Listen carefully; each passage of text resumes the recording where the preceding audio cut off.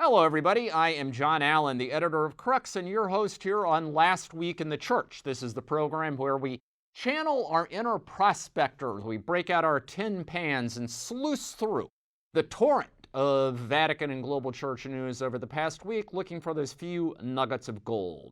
Here's what we've grabbed for you this week. First, a row over refugees as Italy struggles with record numbers of new migrants and refugees arriving on its shores.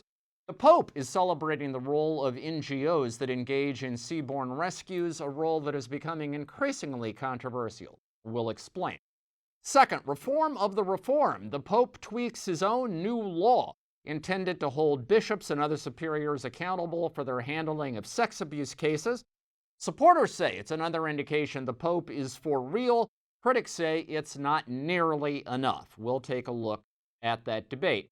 Third, of Europe and America, the European bishops choose a new leader who has a profile remarkably similar to the profile of the new leader the American bishops chose last November.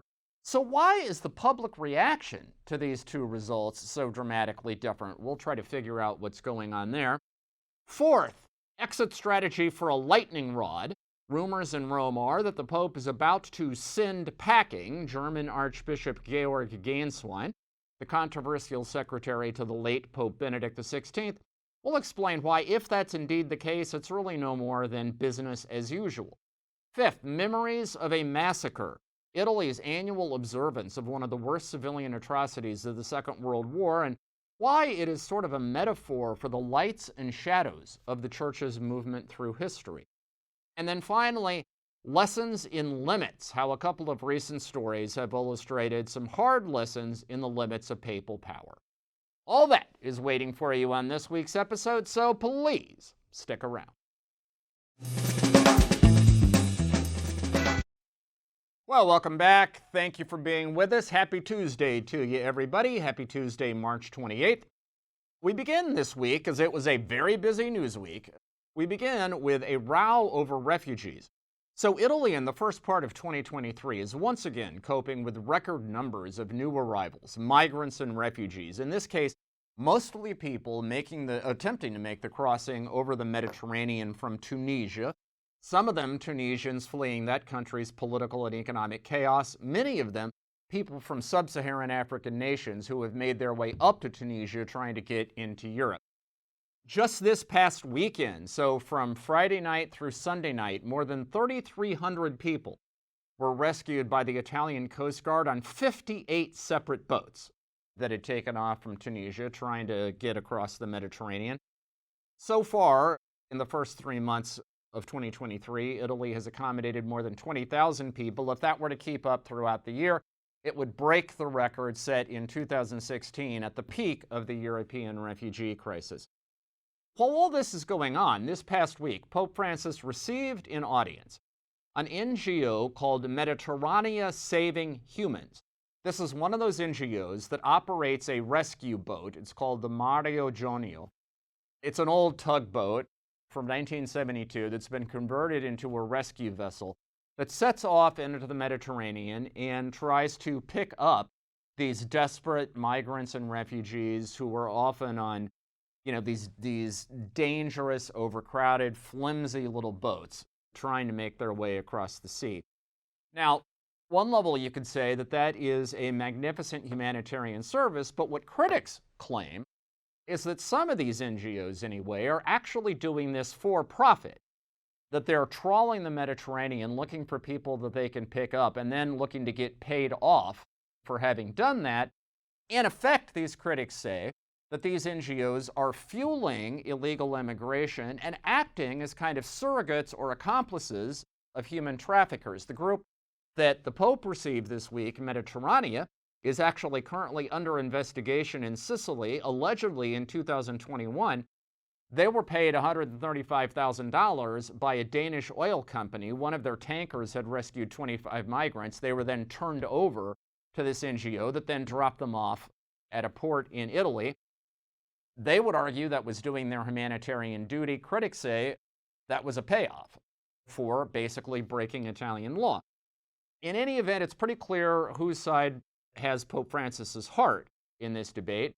He didn't say much during this audience. It was a private meeting. No transcript of his remarks were released.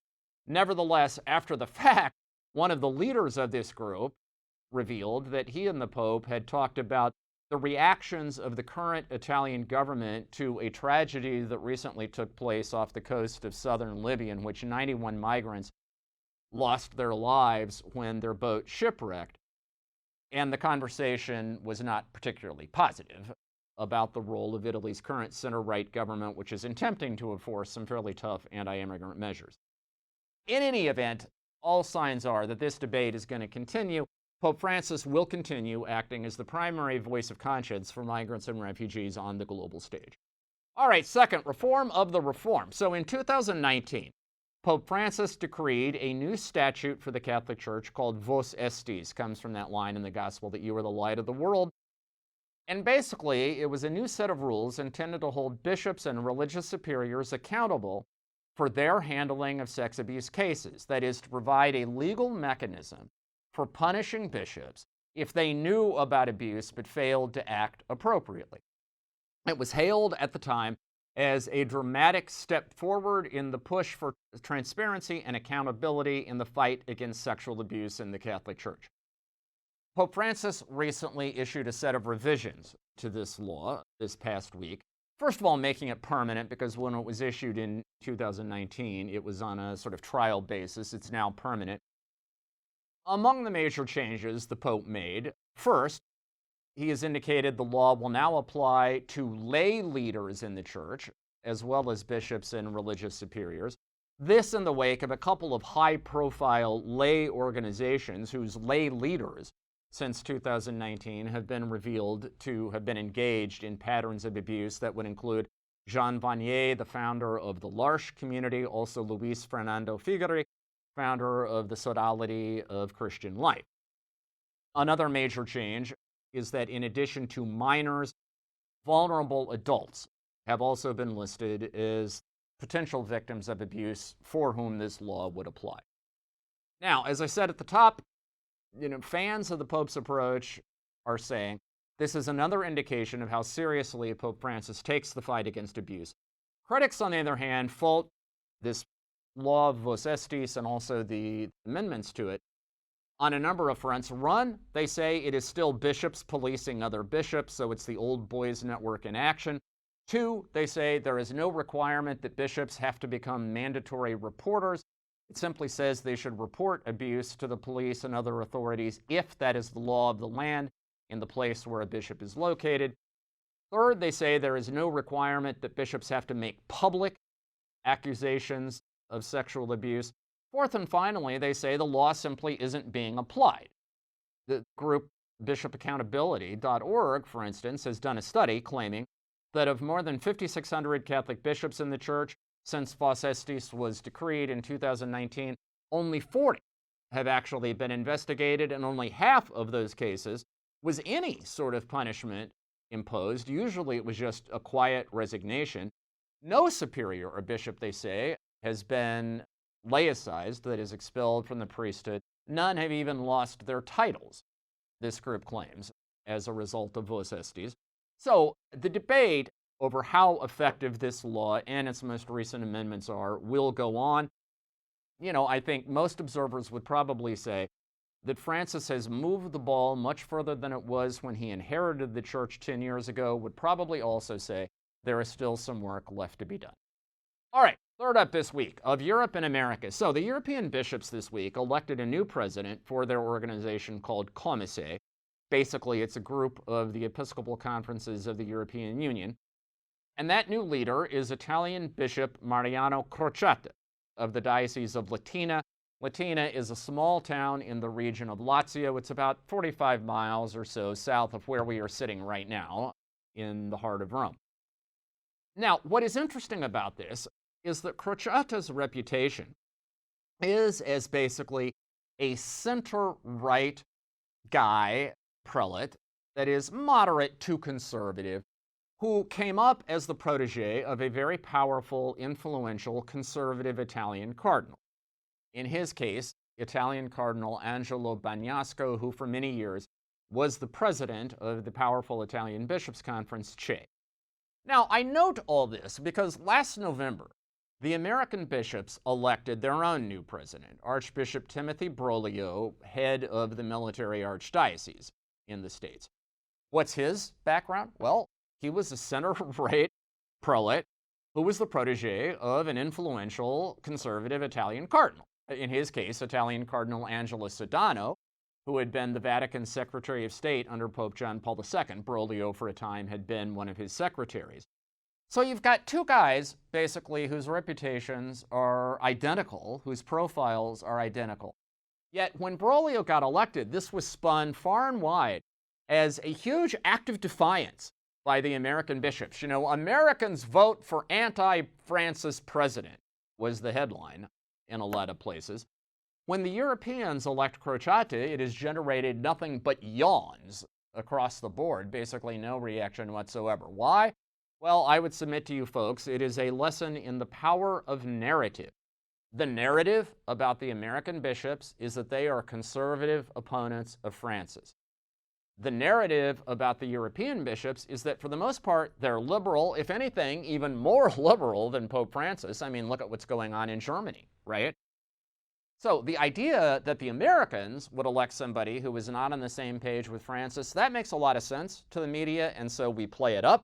The idea that the Europeans would do something like that doesn't compute, and so we kind of ignore it out of cognitive dissonance. You know, I don't really think there's any other compelling explanation for why the reaction has been so vastly different. Anyway, it will be very interesting to see what Bishop Crociati does in his new role as the elected head of the European bishops.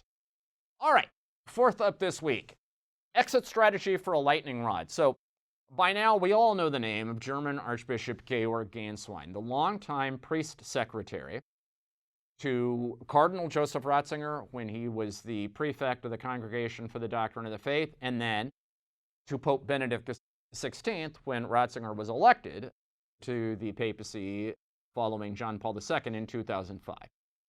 Of course, when Benedict died recently on New Year's Eve, Gänswein had his 15 minutes of fame with the release of a new book and also a number of media interviews, the gist of which in many parts was to emphasize differences between Pope Benedict and his successor, Pope Francis.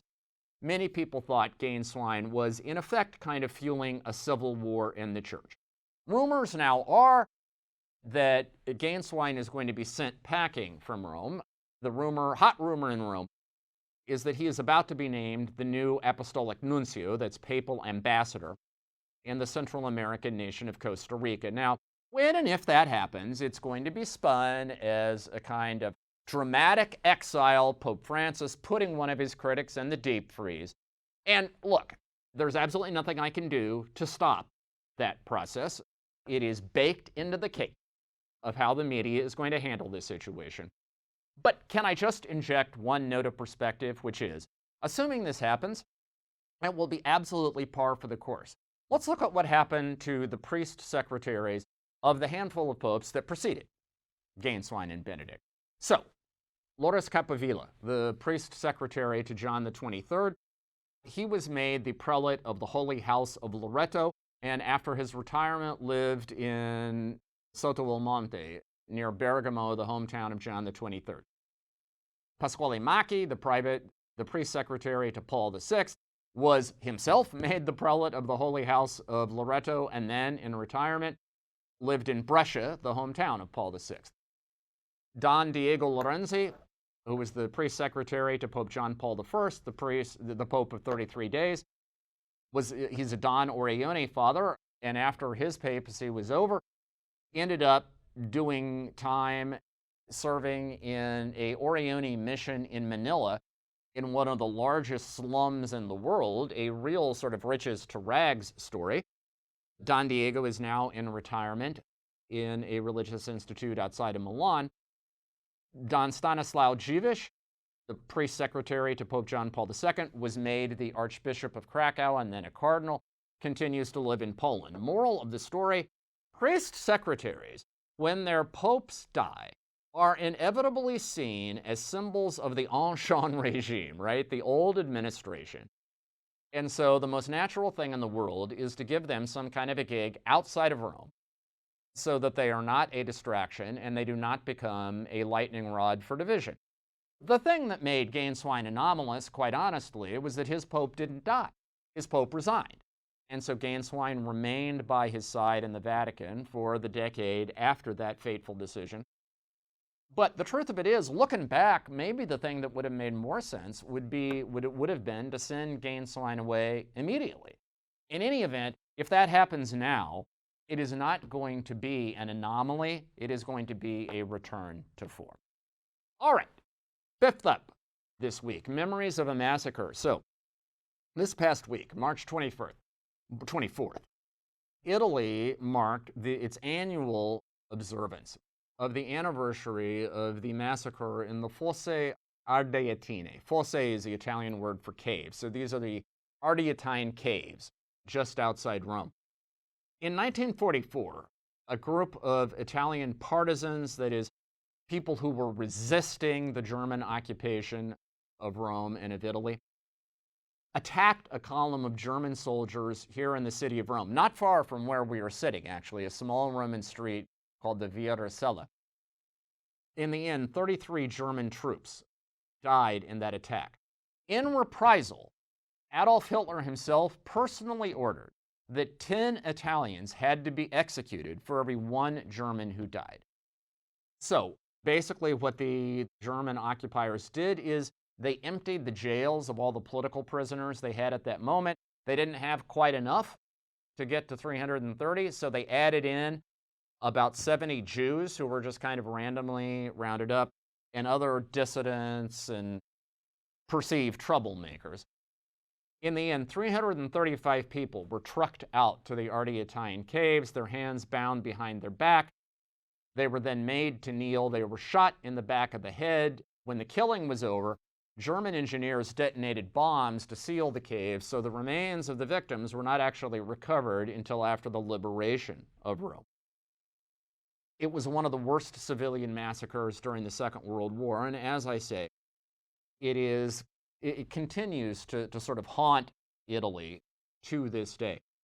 Now, if you are looking at this situation through Catholic eyes, here's an interesting point. The SS captain who presided over those executions, a guy by the name of Erich Priebke, fancied himself a faithful Catholic. When the war was over, he escaped Europe thanks to a Catholic bishop in Rome by the name of Alois Hudol, who operated the infamous rat line, providing fake immigration papers to ex-Nazis to help them get out of the country.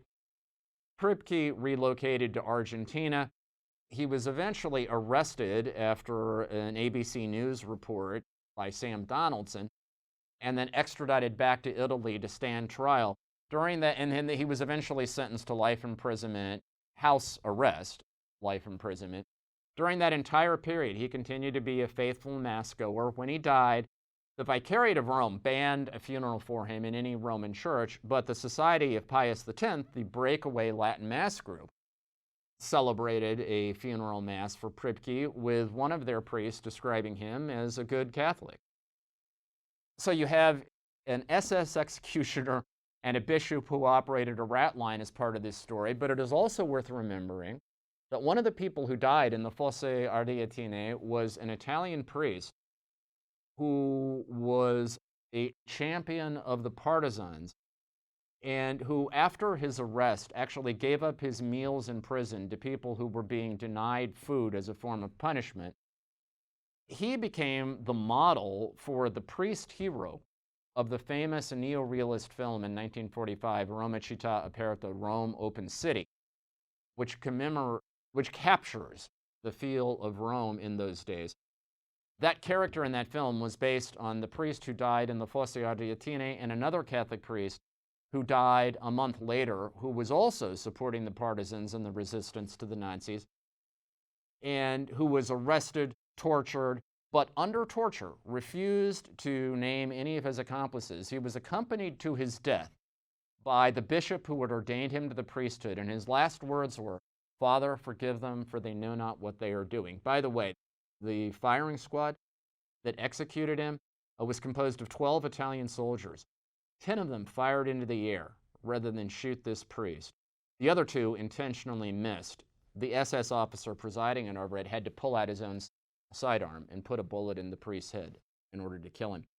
My point is, the story of the Fosse Ardeatine is, in microcosm, the story of the Catholic Church in history. Shadows and lights, hero and heartbreak in roughly equal measure. Finally, two stories in the recent past which illustrate the limits of papal power. So, in late January, Pope Francis gave an interview to the Associated Press. Two headlines out of that. One, he said the German synodal path should not press ahead with approving things that are at odds with official church teaching. He called it an elitist and ideological exercise. Second, he said that homosexuality should not be criminalized. He said that those laws are unjust and bishops who support them should undergo a process of conversion. What has happened in the meantime? Well, in Germany, the synodal path has voted to, among other things, endorse the blessing of same-sex unions in direct defiance of a 2021 Vatican edict on the subject and the pleas of both Pope Francis and his own top aides. Meanwhile, in Uganda, the parliament just this past week approved the world's harshest anti-homosexuality law, among other things. It establishes a prison sentence for the mere crime of saying in public that you are gay. That law was adopted with the strong backing of Catholic parliamentarians in a country that, in percentage terms, is one of the most Catholic countries in Africa.